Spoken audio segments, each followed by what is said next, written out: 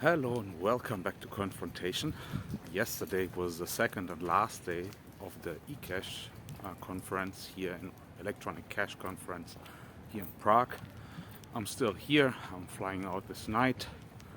But I wanted to give you a short overview of what happened yesterday and maybe also give you a view over Prague. I'm trying to find a good place where I can show you a little bit something of Prague, but we will see if this is happening.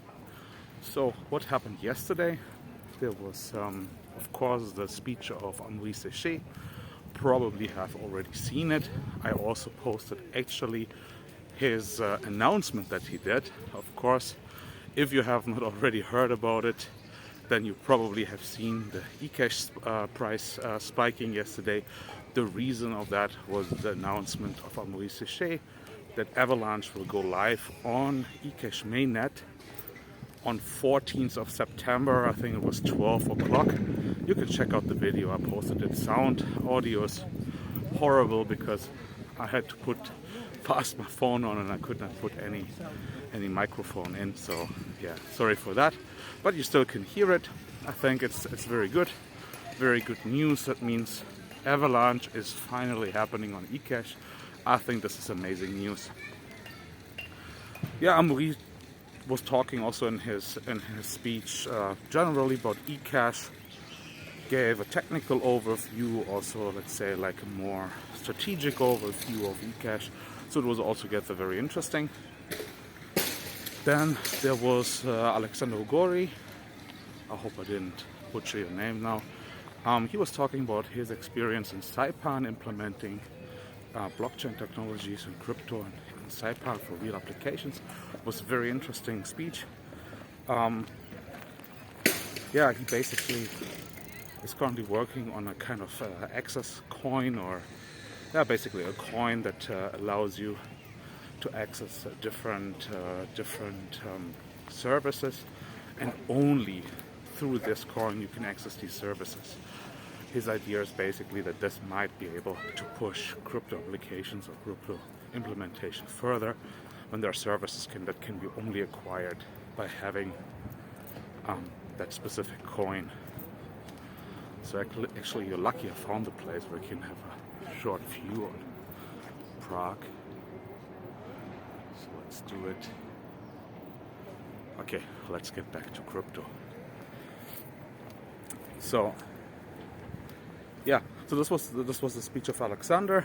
Then we had a couple of roundtables. They were also very interesting about privacy. We had of course a lot of discussions also in the lunch break and on the tables during coffee breaks. It was super interesting. Sorry, I didn't manage to make many videos actually, so there will be no one long video about the conference. I have a very short interview with Amaury that I will post probably today, maybe this evening or something like this. I will see when I have time to do it. And unfortunately I could not make that many videos because it was like super a lot to do. We had very many speeches, a lot of workshops, and in the breaks we were basically discussing non-stop about different kind of topics. So I didn't manage to make a longer video, so excuse me for that. But I have already organized a couple of really cool podcasts that I will organize over the next weeks. So we will have a lot of super interesting topics with people that visited actually there. We will talk about mining. We will talk about very interesting applications. I will also make a video and show you how you can get on StemChat. I'm already there, so join it if you want to. And if you want to have help, probably next week sometime, I will make a short video. It's super easy to onboard. I will still make a video, so you can wait for that, or you can already onboard yourself. You will find me also under the name of Confrontation on StemChat. Then we had a talk of Professor Werner from Valhalla Network. That was super interesting. He has a little bit different view on the crypto world. Basically his argument is that the main purpose of banks is not to lend money or transmit money, it's basically to create money. And the main instrument that he sees in the creation of money are credits and loans. However, then the purpose of these credit and loans is important. So it should be mainly for productive purposes. So supporting companies and the production or development of new products, things like that. So not like consumer loans and not investment loans, so basically bagging your investment into some kind of bubble or something like this. This is not adding to GDP, and that's why not a good investment. However, the money creation through credits for productive purposes. And basically they're building currently this Valhalla network, which is a decentralized organization. And what they want to do with it is they want to create small local banks that give loans for investment purposes. It's a super interesting project. Check it out. Maybe sometime later, not now walking around, so I will not put the links down in the description, but maybe this evening or tomorrow I will add the links in the description. So check it out, if not, Valhalla network. Yeah, then we had more discussions, more interesting things happening. But altogether, I think it was a very good event. I think the takeaway of day 2 was what I actually liked the most is that we discussed a lot about the community, because as you have maybe seen, it was not a pure eCash conference. There were people from Monero, there were people from Lotus. Okay, Lotus and eCash have big overlap of people, but Monero was there.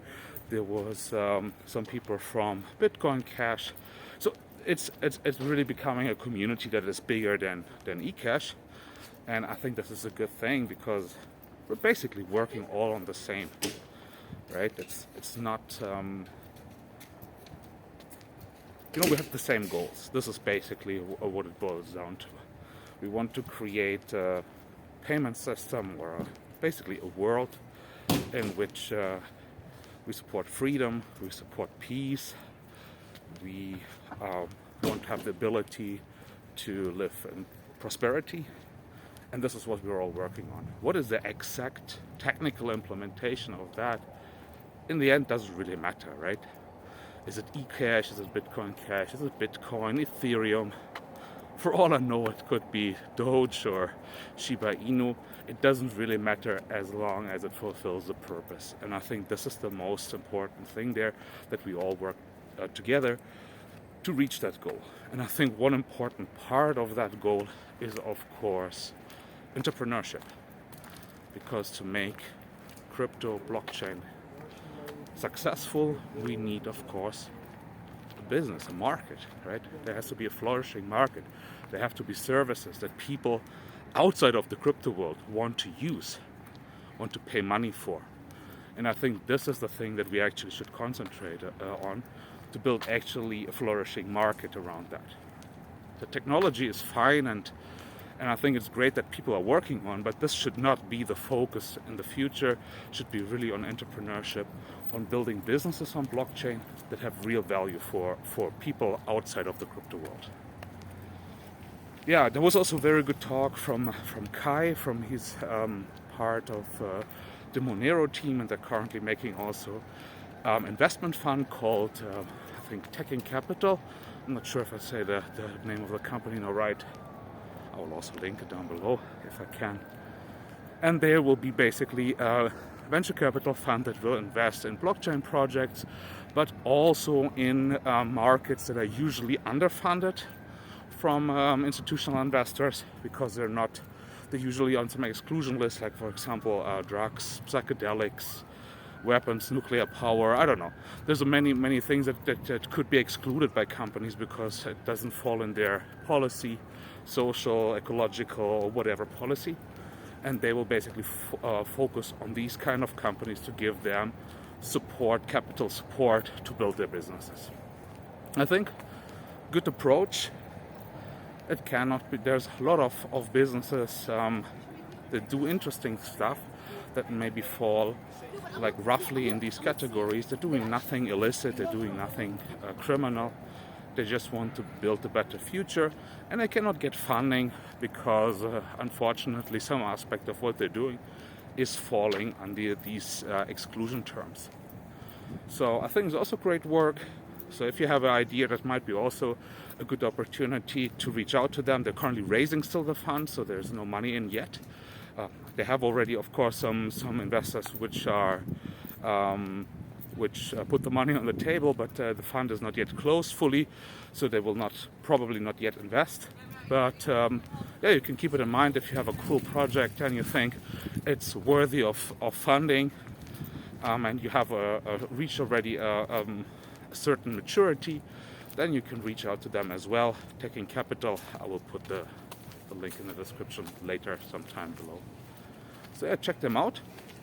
I think that's all from me.